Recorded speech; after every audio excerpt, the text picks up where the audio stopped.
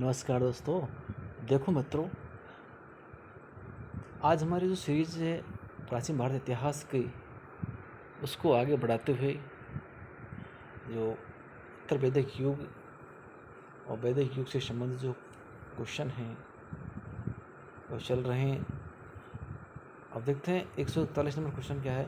निम्नलिखित वैदिक देवताओं में से कौन अवेस्ता देवता अहुर मजदा से सादृश्य रखता है? किससे अहुर मजदा से सादृश्य रखता है? तो इसका आंसर हो जाएगा वरुण। जो वरुण देवता है वे अहुर मजदा से एक तरीके से सादृश्य रखता था। ऑप्शन नंबर इसका बी राइट हो जाएगा। अगला क्वेश्चन है, किस ऋषि के बारे में कहा जाता है कि उन्होंने दक्षिण भारत का आर्यकरण किया, उन्हें आर्य बनाया? ये बनाया था अगस्त्य ऋषि ने। किसने? अगस्त्य ऋषि ने आर्यकरण किया था।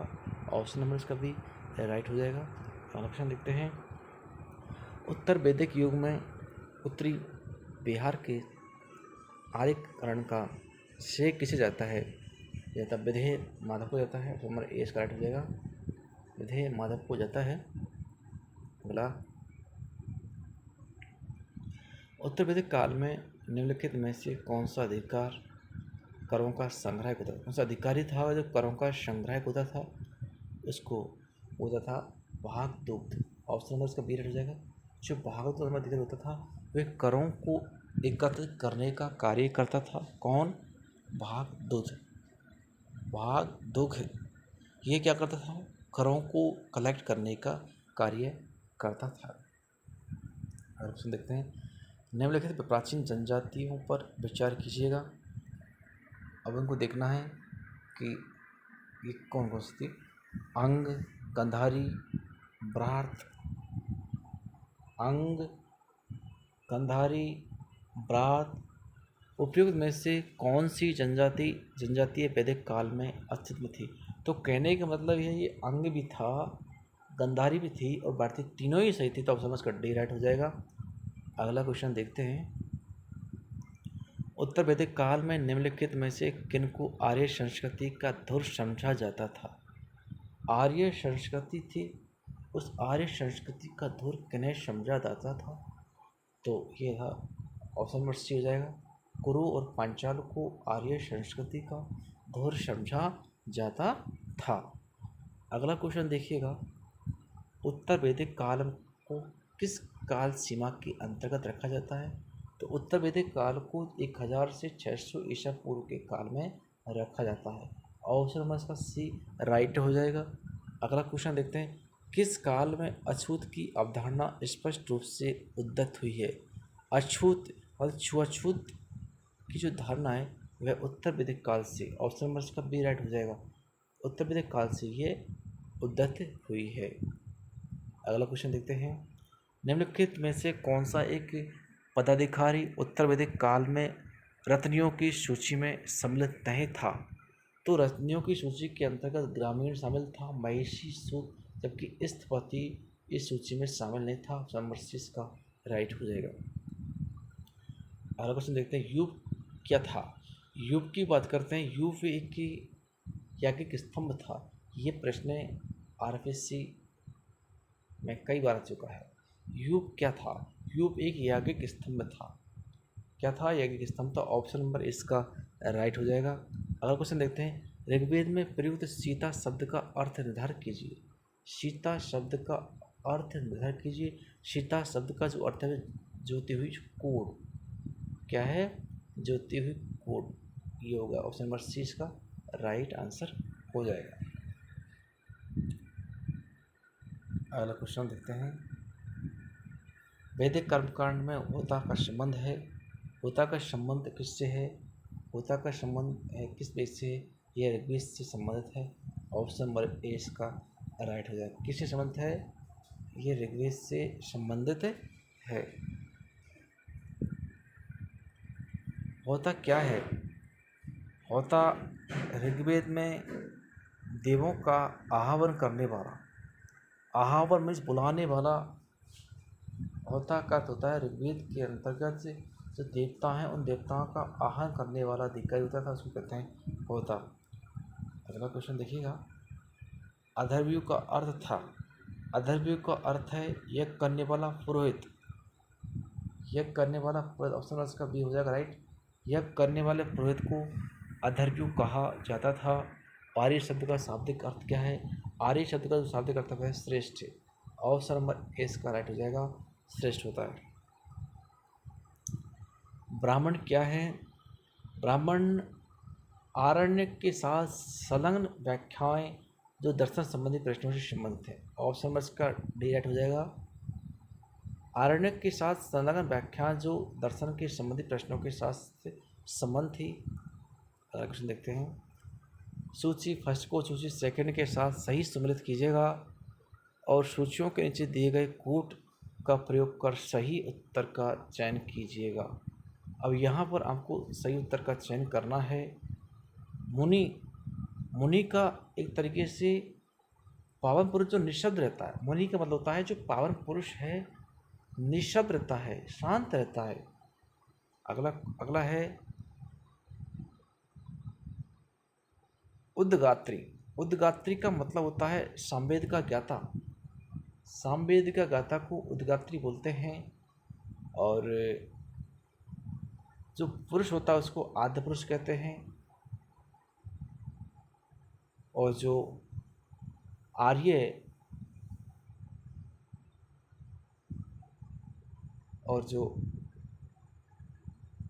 आर्यमान होता है उसको बोलते हैं, आर्यमान को विभाग का रक्षक क्या बोलते हैं? विभाग रक्षक। तो ऑप्शन नंबर इसका बी राइट हो जाएगा। अगला क्वेश्चन देखिएगा। वैदिक काल में बलि शब्द का क्या अर्थ है? वैदिक काल में बलि शब्द का अर्थ होता है प्रजा द्वारा शासक को भेंट की गई, प्रजा के द्वारा शासक को जो भेंट दी गई है उसी को बलि कहा जाता था। भाग और बलि क्या थे? भाग और बलि की बात करते हैं तो ये राजस्व के साधन थे, कर के साधन थे। वैदिक काल के अंतर्गत राजस्व के साधन क्या थे? भाग और बलि। अगला क्वेश्चन देखिएगा। निम्न में से किस ग्रंथ में सर्वप्रथम देवकी के पुत्र कृष्ण का वर्णन किया गया है? देवकी पुत्र कृष्ण का वर्णन किस ग्रंथ में हुआ है? तो यह है छांदोग्य उपनिषद के अंतर्गत यह हुआ। ऑप्शन नंबर इसका बी राइट हो जाएगा। अगला क्वेश्चन देखिए। चित्रदूसर भांड किस काल के हैं? चित्रदूसर जो भांड है वे वैदिक काल के, किस काल के हैं? वैदिक काल के हैं। ऑप्शन नंबर इसका डी राइट हो जाएगा। अगला देखते हैं। सत्यकाम जाबाल की कथा जो अनब्याही माँ होने के लक्षण को चुनौती देती है का उल्लेख मिलता है हमें छांदोग्य उपनिषद के अंतर्गत। कहाँ मिलता है? छांदोग्य उपनिषद के अंतर्गत। अगला क्वेश्चन देखिएगा। किस उपनिषद में देव की पुत्र कृष्ण का घोर अंगिरस के शिष्य के रूप में उल्लेख किया गया है? ऑप्शन नंबर इसका ए हो जाएगा, छांदोग्य उपनिषद के अंतर्गत। ए राइट हो जाएगा इसका। सुदास किस वंश का था? सुदास भरत वंश का था। ऑप्शन नंबर ए करेक्ट हो जाएगा, सुदास भरत वंश का था। अगला क्वेश्चन देखिएगा। प्राचीनतम भारतीय सिक्के निम्नांकित से पहले के नहीं हैं। ये जो सिक्के हैं वे 5वीं शताब्दी ईसा पूर्व से पहले के नहीं हैं। अगला क्वेश्चन देखिएगा। उपनिषद काल के राजा अश्वपति शासक थे। जो अश्वपति शासक था कहाँ का था? केकई का था। ऑप्शन नंबर इसका बी राइट हो जाएगा, ऑप्शन नंबर बी। अगला क्वेश्चन देखिएगा। निम्नलिखित में से कौन सबसे प्राचीन वाद्य यंत्र है? तो सबसे प्राचीन वाद्य यंत्र कौन सा है? बीना। ये जो बीना वाद्य यंत्र है ये सबसे प्राचीन वाद्य यंत्र है। अगला क्वेश्चन देखिएगा। उस जनजाति का नाम बतलाइए जो ऋग्वेदिक आर्यों के पंचजन से संबंधित नहीं है। कौन सी है? किक्कट। किक्कट बाकी सब थी, किक्कट ये पंचजन से संबंधित नहीं थी। बाकी यदूत, पुरुत, तुर्वस ये पंचजन से संबंधित थे। अगला क्वेश्चन देखिएगा। निम्नलिखित वैदिक शब्दों में कौन सा शब्द कृषि उपकरण का द्योतक नहीं है? तो कृषि उपकरण का द्योतक की बात करते हैं तो नांगल है, सीर है, रख है, बाकी चार श्रेणी यह नहीं है। तो ऑप्शन नंबर इसका ए राइट हो जाएगा। जीव को पार्जन हेतु वेद वेदांग पढ़ाने वाले अध्यापक क्या कहलाते थे? उपाध्याय।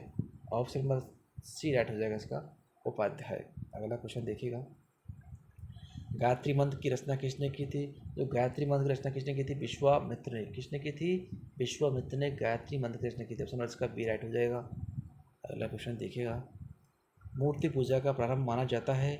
मूर्ति पूजा का जो प्रारंभ है पूर्व आर्य काल से माना जाता है। संस्कारों की कुल संख्या कितनी है? संस्कार 16 माने जाते हैं। जन्म से लेकर मृत्यु तक कुल 16 संस्कार होते हैं। अगला क्वेश्चन देखिएगा,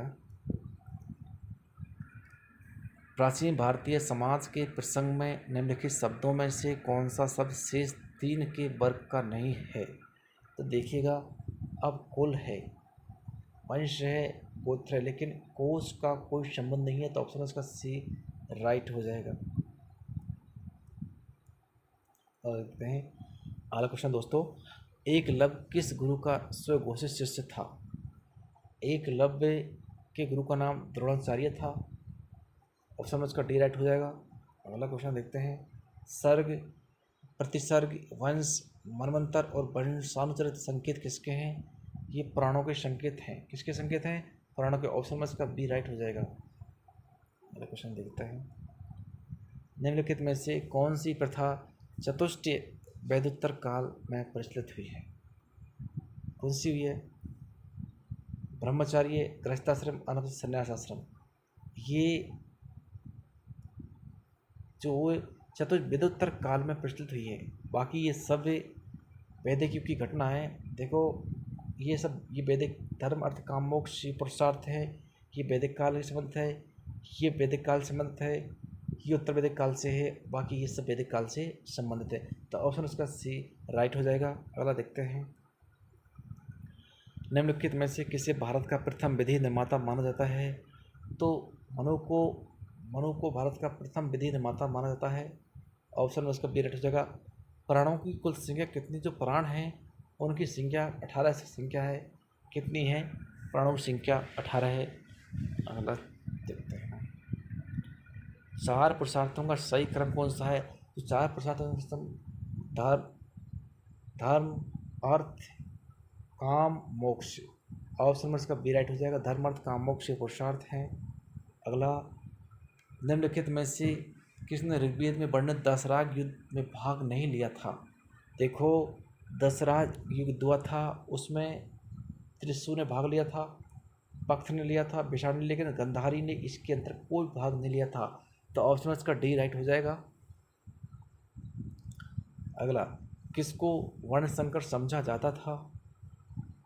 ऑप्शन इसका सी हो जाएगा। विवाह के लिए वर्ण की सीमाओं का अतिक्रमण। विवाह के लिए वर्ण की सीमाओं का अतिक्रमण। अगला क्वेश्चन देखते हैं, प्रसिद्ध सूक्ति तत्वमसि निम्नलिखित में से एक उपनिषद में मिलती है, वह कौन सा है? छांदोग्य उपनिषद। ऑप्शन में इसका ए राइट हो जाएगा, छांदोग्य उपनिषद। अगला, स्मृतियों में वर्णित विवाह के किस प्रकार में वर द्वारा कन्या के पिता को एक गौ मिथुन देना पड़ता था? ऑप्शन में इसका सी राइट हो जाएगा, आर्ष विवाह था। अगला, द्विज किसे कहा जाता है? द्विज की बात कहते हैं, द्विज किसे कहा जाता है? ब्राह्मण क्षत्रिय वेश को, ब्राह्मण क्षत्रिय वेश को द्विज कहा जाता है। ब्राह्मण क्षत्रिय और वेश को द्विज कहा जाता है। ऑप्शन में इसका ए राइट हो जाएगा। अगला क्वेश्चन देखते हैं, वेद त्रय के अंतर्गत सम्मिलित हैं ऋग्वेद, यजुर्वेद और सामवेद, इसके अंतर्गत शामिल है। ऑप्शन में इसका बी राइट हो जाएगा। अगला क्वेश्चन देखते हैं, निम्नलिखित में से कौन से लक्षण ऋग्वेद के साथ धर्म के स्वरूप को वर्णित करते हैं? ऋग्वेद के धर्म को प्रकृतिवादी बहुदेववाद कहा जाता था। बिल्कुल कहा जाता था। ऋग्वेद के धर्म और ईरानी अवस्था के विचारों में आश्चर्यजनक समानताएं थी। बिल्कुल सही है। वैदिक युग यज्ञ पुरोहित की जिस यजमान करता घर में किए जाते थे, ये मैं से नहीं कह रहा। नंबर तीसरा, वैदिक यज्ञ 2 प्रकार थे जो गृहस्थ द्वारा किए जाते थे। बिल्कुल सही है। तो ऑप्शन इसका डी हो जाएगा, ए 2 4 1 2 4 इसके राइट हो जाएंगे। अगला है निम्नलिखित में मनुस्मृति का टीकाकार कौन है? जो मनुस्मृति इसका टीकाकार है मेधातिथि। ऑप्शन इसका डायरेक्ट हो जाएगा। अगला भारतीय उपमहाद्वीप में लोहे का सर्वप्रथम साहित्यिक संदर्भ किस में मिलता है? यजुर्वेद के अंतर्गत। ऑप्शन इसका सी राइट हो जाएगा। अगला क्वेश्चन देखते हैं। ऋग्वेद के संबंध में निम्नलिखित कथनों में से कौन सा एक सही नहीं है? देवों की पूजा प्रार्थना एवं यज्ञ कर्मकांड द्वारा की जाती थी, बिल्कुल की जाती थी। देवताओं को शक्तिशाली निरूपित किया गया है, जिन्हें यज्ञ अनुष्ठानों के माध्यम से मनुष्यों के संसार में हस्तक्षेप हेतु प्रेरित किया जा सकता था, बिल्कुल किया जा सकता था। ऐसा माना जाता था कि जो अर्पण अग्नि द्वारा उपयुक्त होता था वह देवताओं द्वारा ग्रहण किया जाता था। अगला यज्ञ मंदिरों में संपन्न किए जाते थे, ये गलत है। यज्ञ मंदिरों में संपन्न किए जाते थे, ये गलत है। ऑप्शन इसका डी राइट हो जाएगा। अगला गाय किस काल में महत्वपूर्ण स्वरूप का धन था? गाय ऋग्वेदिक काल के अंतर्गत। ऑप्शन इसका ए राइट हो जाएगा। अगला क्वेश्चन देखिएगा। ऋग्वेद के बारे में निम्नलिखित कथनों पर विचार कीजिएगा। कथन नंबर इसका पहला है, यह एक प्रकृतिवादी बहुदेववाद प्राकृतिक दिग्विषय को साकार करने वाले अनेक देवताओं में आस्था को प्रतिबिंबित करता है। नंबर 2, देवताओं की कल्पना निरूपी अर्थात मनुष्यों के समान शारीरिक रूप रखने वाले के रूप में की गई। ऑप्शन इसके दोनों सही हैं, एक व दोनों इसके सही हैं ऑप्शन। निम्नलिखित में से किसने आर्कटिक क्षेत्र को आर्य बताया है? आर्कटिक क्षेत्र को आर्य बताने वाले थे बाल गंगाधर तिलक। ऑप्शन इसका सी राइट हो जाएगा। कोशी शब्द का प्रयोग किया गया था। कोशी शब्द का प्रयोग किया गया था किसके लिए किया गया था? रेशम के लिए कोशी शब्द का प्रयोग किया गया था। अगला क्वेश्चन है, क्लासिक युग संस्कृत में आर्य शब्द का अर्थ होता है एक उत्तम व्यक्ति। एक उत्तम व्यक्ति। ऑप्शन इसका डी राइट हो जाएगा। भारतीय भाषा परिवार की प्राचीनतम भाषा कौन सी थी? ग्रीक भाषा। प्रसिद्ध 10 राजाओं का युद्ध किस नदी के तट पर लड़ा गया था? जो प्रसिद्ध 10 राजाओं का युद्ध हुआ था वह है परशुनी या रावी नदी के तट पर लड़ा गया था। अगला क्वेश्चन देखते हैं। किस वैदिक ग्रंथ में वर्ण शब्द का सर्वप्रथम नामोल्लेख मिलता है? ऋग्वेद के अंतर्गत। ऑप्शन इसका ए राइट हो जाएगा। निम्नलिखित में से किस ग्रंथ में यज्ञ वेदियों के लिए माप निर्धारित हैं? शुल्ब के अंतर्गत। ऑप्शन इसका ए राइट हो जाएगा। किस शुल्ब के अंतर्गत यज्ञ वेदियों के माप निर्धारित हैं? अगला क्वेश्चन है, भारतीय प्रतीक का उत्कीर्ण सप्तमी ज्योति दिया गया है? मुंडकोपनिषद से लिया गया है। वहाँ से Mundakopanishad. Option number C correct हो जाएगा। अगला है, निम्नलिखित में से कौन उपनिषदों में उल्लिखित पंचाल का दार्शनिक नरेश था?